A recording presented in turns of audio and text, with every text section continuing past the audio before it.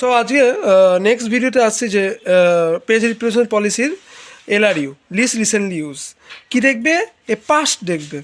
So ফার্স্টে কে আসবে, 2 আসলো, মিস।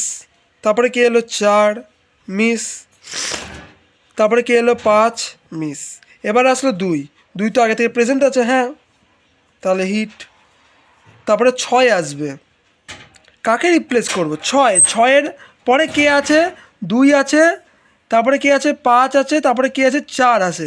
তাহলে সবচেয়ে দূরে কে আছে 4, তাহলে কাকে রিপ্লেস করব? 4কে 6 দিয়ে, তাহলে মিস। তারপরে আছে 5,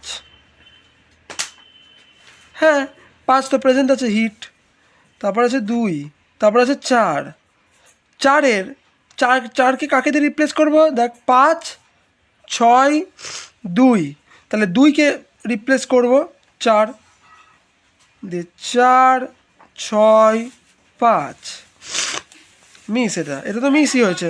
তারপরে 4, মিস।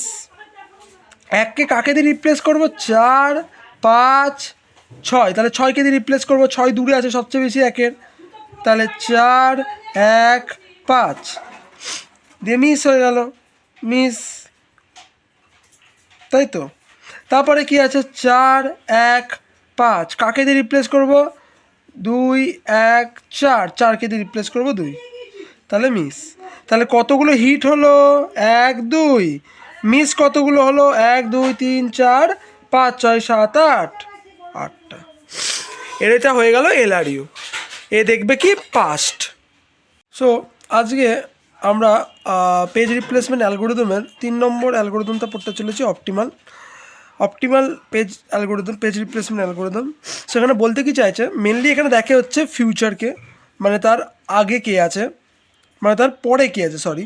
আগে তো আমরা দেখেছি এলআরইউ, তারপরে ফিউচারটা দেখে হচ্ছে অপটিমাল। তো 1 আসবে, সেটা মিস হয়ে গেল। 1, 2 আসবে, মিস হয়ে গেল। 1, 2, 3 আসবে, মিস হয়ে গেল। 1, 2, 3, এখানে তো 1 আছে, এখানে 1 প্রেজেন্ট আছে, তাহলে হিট। এখানে 1 আছে, আমাদের এখানেও 1 আছে ফ্রেমের মধ্যে, তাহলে হিট হয়ে গেল, ডেটা ফাউন্ড। তাহলে 1, 2, 3 কাকে রিপ্লেস করব? দেখো 3, 5, 2, তাহলে 3কে রিপ্লেস করা যাবে না, 2 আর 1-এর মধ্যে যাকে খুশি রিপ্লেস করতে হবে। আমরা করলাম 1কে, তাহলে 4, 2, 3 হয়ে গেল, তাহলে ক্যাশ মিস। 4, 2, 3 ক্যাশ হিট, কারণ 3 তো প্রেজেন্ট আছে। তারপরে কি আছে 4, 2, 5, তাহলে 4, 2, 3, তাহলে 2কে রিপ্লেস করা যাবে না, তা 2কে বাদ দিয়ে যাকে খুশি রিপ্লেস করতে পারি, তাই না? 2কে বাদ দিয়ে যাকে খুশি রিপ্লেস করতে পারি। তো আমরা 4কে করলাম, 5 ক্যাশ মিস। তাহলে 5, 2, 3, 2 তো প্রেজেন্ট আছে ভাই, তাহলে ক্যাশ হিট। তাহলে ক্যাশ হিটের সংখ্যা কত? 1, 2, 3। ক্যাশ মিসের সংখ্যা কত? 1, 2, 3, 4, 5। এটা হলো কাহিনী, যে অপটিমাল কি করবে, তার ফিউচারকে দেখবে, মানে তার পরে কে আছে।